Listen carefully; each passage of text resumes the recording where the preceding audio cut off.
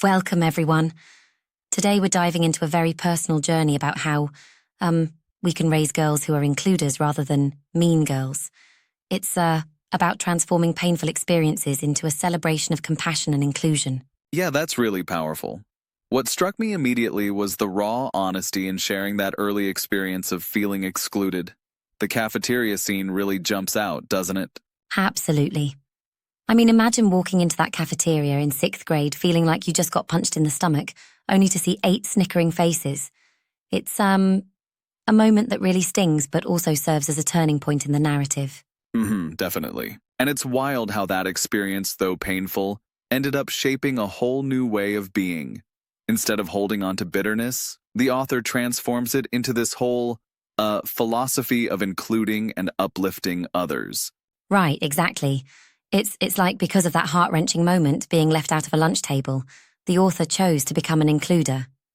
She learned, through mindfulness and compassion practices, how crucial it is to hold space for everyone, even those parts of themselves that are messy or Yep. bruised. It's interesting because so often we think of resilience as just bouncing back, but here it's about transforming that very vulnerability into strength.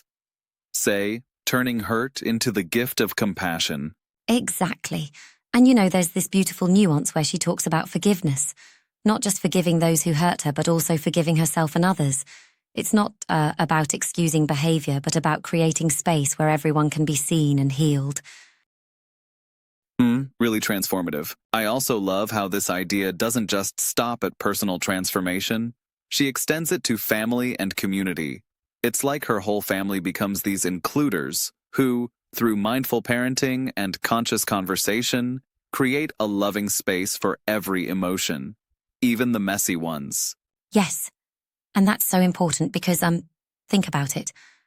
When our children see their parents or role models embracing every emotion and every part of the human experience, they internalize the idea that they aren't alone in their struggles. They learn that it's okay to feel, to be vulnerable, and most importantly, to ultimately include others rather than exclude them. Absolutely. I'm curious, do you think this approach of transforming hurt into inclusion might sometimes risk downplaying the very real impact of bullying? I mean, isn't there a risk that by forgiving and including, we might inadvertently let hurtful behavior slide? That's a really good point. I think the idea here isn't to excuse bullying, but rather to heal from it so that the cycle of hurt isn't perpetuated. It's like we acknowledge pain.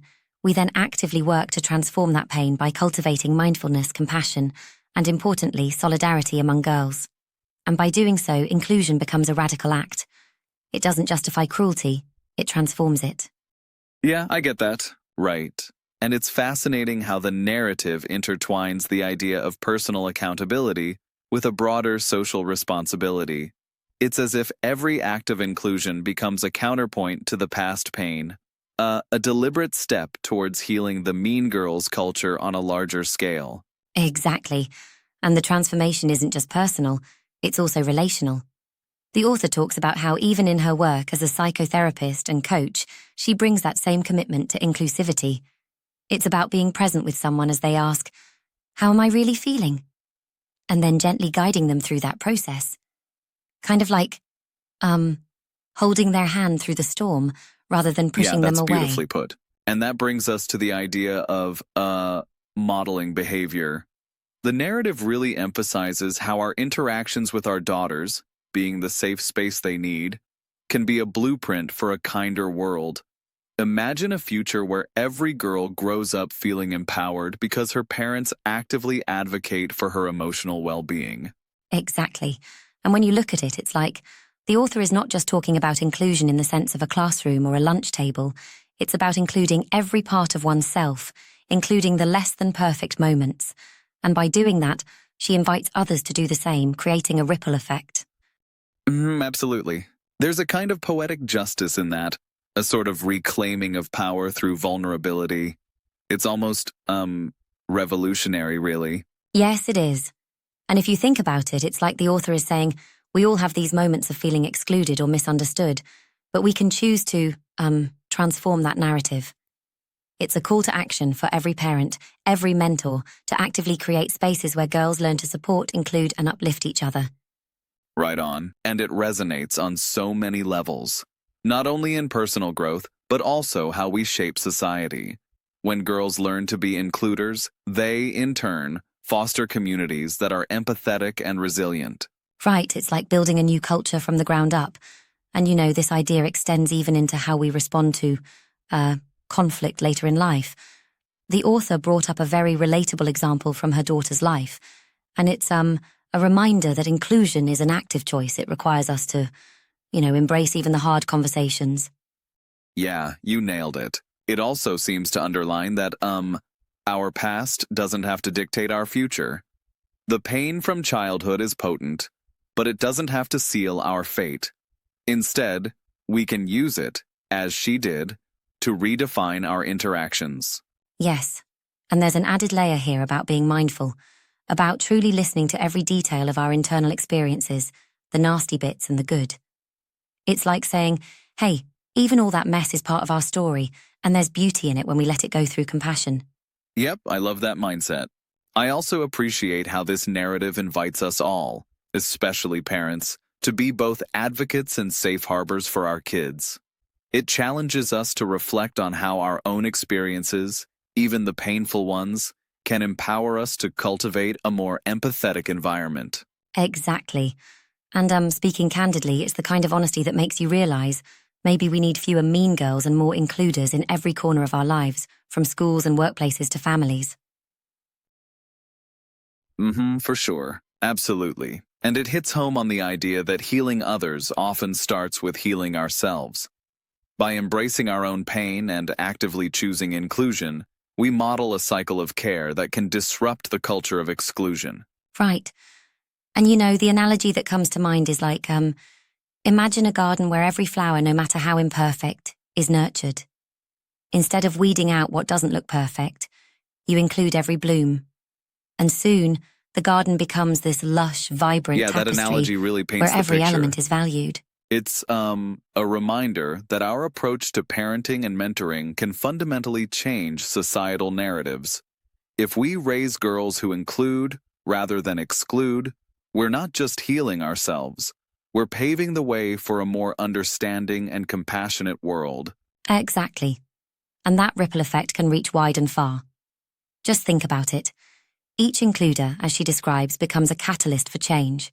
They become the ones who speak up, advocate for others, and challenge unjust norms in everything from playground dynamics to boardroom meetings. I love that transformative vision. There's also that intimate element of forgiveness you mentioned earlier. It's not so easy to reach that level of compassion, but it's clearly portrayed as a cornerstone of this approach. It makes me wonder how we can practically incorporate these practices, even in our hectic lives. Yeah, that's the challenge, isn't it? It's like we need to carve out space in our daily routines for mindfulness, tiny pockets of time where we can reflect and practice compassion. And when we do, we're better equipped to approach conflict not with retribution, but with tender understanding. Definitely, that's key. And maybe then, those little moments of mindfulness add up, transforming not only our own hearts, but the culture that shapes our children. Right on. It's a journey, a continuous process of learning to live with our imperfections while importantly holding space for others. And that kind of presence, that inclusion, is the best gift we can give to our daughters and to our entire community. Absolutely, no doubt about it. So, if we take away one big lesson from this, it's this. Healing the mean girls culture starts with us choosing to include everyone, ourselves, our children, our communities, and even those parts of ourselves we might want to hide. Exactly. And that's a message worth carrying into every part of our lives. It's about nurturing, empowering, and, embracing the totality of who we are so that our children can learn to do the same. That's truly inspiring. Yeah, it's a call to action that really resonates.